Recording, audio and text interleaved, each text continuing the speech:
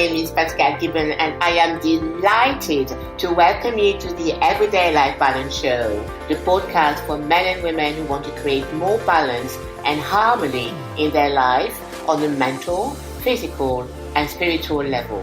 Every Monday, you get access to insights, practical tools, and strategies on well-being, personal development, life fulfillment, and success from experts in their field and from me, your change catalyst.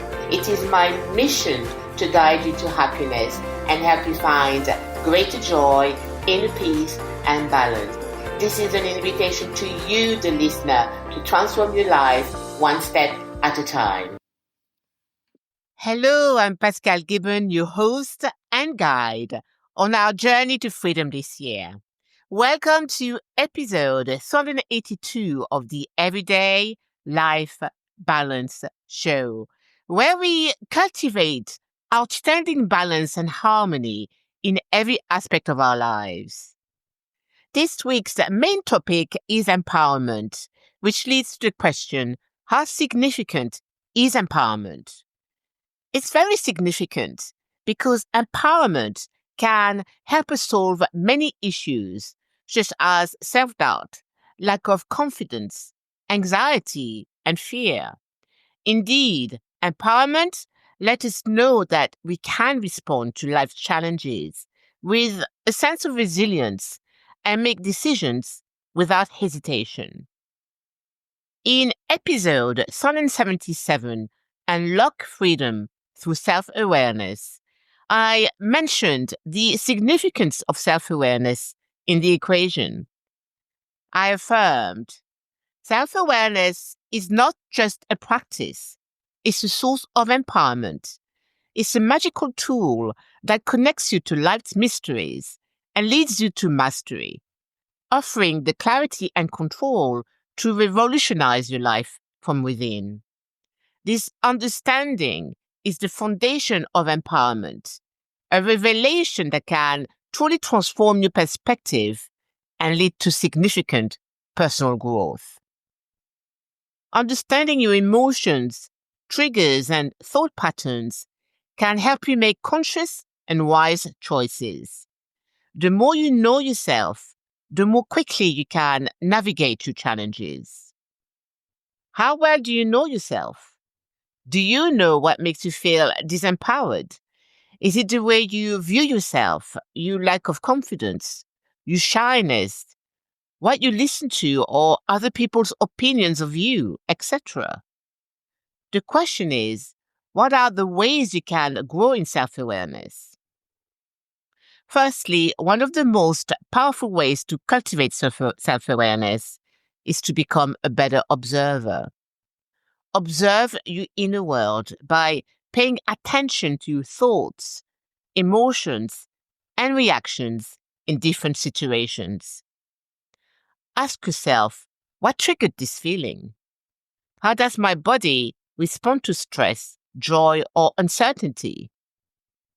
By practicing mindful observation, you begin to recognize patterns in your behavior, understand your emotional triggers, and gain deeper insight into your true self. This awareness is a decisive step towards meaningful personal growth. The second way is to grow in self-love. Now that we understand how self-awareness is the foundation of empowerment, let's explore another essential pillar, self-love. Other people might say that self-love is selfish.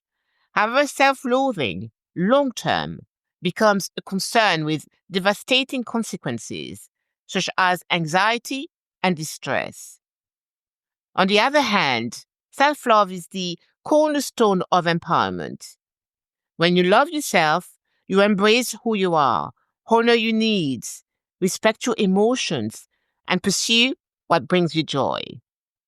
In a recent interview, a grandmother who is 102 shared her secret to longevity. She said, "The secret to longevity is to love yourself. The more you love yourself, the more you can extend that love to others." Isn't it beautiful? Loving yourself leads to worldly love. Let's reflect for a few minutes. What is one way you can create a new self-care habit today? For example, it could be nurturing how you see yourself by focusing on your strengths rather than your weaknesses. You can ask a friend or family member for help if you struggle with this. One nurturing practice is mirror work. Look at yourself in the mirror, smile, and say high five to acknowledge you, your own uniqueness. This exercise isn't just about self-recognition, but about showing yourself the care and value you deserve. Make this exercise fun. The intention is to draw out the playful side of you. You could schedule a pampering day if you haven't done so in ages. While self-love builds inner strength, knowledge allows us to expand that strength into action. I want to explore today the other significant aspect of empowerment, how empowerment through knowledge leads to true freedom. Indeed, the opposite of knowledge is ignorance, which keeps you disempowered. Let's take a concrete example: illness related to lifestyle. Without knowledge of how to improve one's lifestyle, it's difficult to experience significant health improvements. An experienced heart surgeon revealed in a video 3 things that can keep us healthy. Number 1, good nutrition. Number 2, strengthening exercises. And number 3, good quality sleep. In most cases, some people do 1 and 2 and not 3, or 3 and 2 but not 1. This leads to the other idea that knowledge is power when we apply it. Usually we know what to do but fail to apply it. What matters here isn't just gaining knowledge but using it. This emphasis on application can motivate you to take action and feel empowered. What's one piece of knowledge that had changed your personal life? Can you think of a new habit you introduced because you learned it from someone else and it showed great results? I remember reading about spiritual truth and how it significantly changed my life. The book I have in mind is Wayne Dyer's There is a Spiritual Solution to Every Problem. The transformation I experienced from that day on was a liberating one. I understood that the answers I sought were always spiritual ones to live the best life. To solve every problem, living from the inside out was more important than living from the outside in. Here is an excerpt from Wayne Dyer's book. When you understand the nature of your sadness, you can acknowledge it, accept it, honor it, and do anything else with it that you choose, including paying homage to it and building a shrine to it.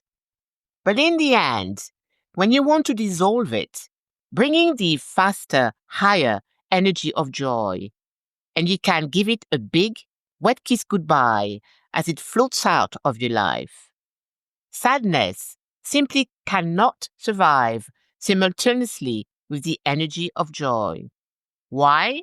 Because it is unreal, and therefore cannot exist except in your ego mind's eye.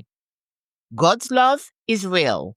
Joy is God's love, and joy can never be threatened. Nelson Mandela famously said, "Don't give a man a fish, teach him how to fish." If you want to feel empowered, learn how to fish. Nelson Mandela's statement is powerful. So powerful that I'd rather ask someone to show me or teach me how to do something than repeatedly ask them to do it for me. Regarding personal development, the more truthful knowledge you gain and apply, the more empowered and wise you become. Increase your knowledge by reading inspiring and empowering books. If you want to empower your relationships with yourself and others, I recommend you get a copy of my book, Yes to Love, the ultimate guide to personal transformation for everyday life balance. I'd love to hear from you. What's one empowering book that has changed your life? Please share it with me on social media or via email at support@pascalgibbon.com. I look forward to connecting with you next Monday. Until then, have a fantastic week of empowerment. I'm sending you lots of love and light. To your freedom, you can do this. Thank you for listening. I hope you enjoyed this episode. Thank you for reviewing and rating the Everyday Life Balance podcast on iTunes. And thank you for subscribing to this podcast so that you can continue to get training each time I release a new episode. I look forward to connecting with you next week. And as always, yes, you can dream it, create it, live it.